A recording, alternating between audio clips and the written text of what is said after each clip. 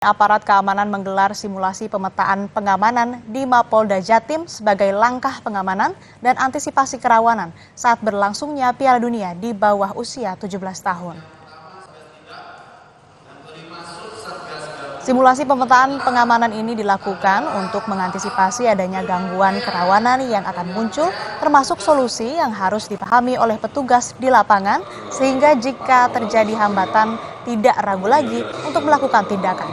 Kapolda Jatim menyebut salah satu hambatan yang harus diantisipasi yaitu kemacetan, termasuk pengalihan arus dengan adanya kantong parkir, termasuk tidak boleh mengganggu pengguna jalan dan aktivitas warga.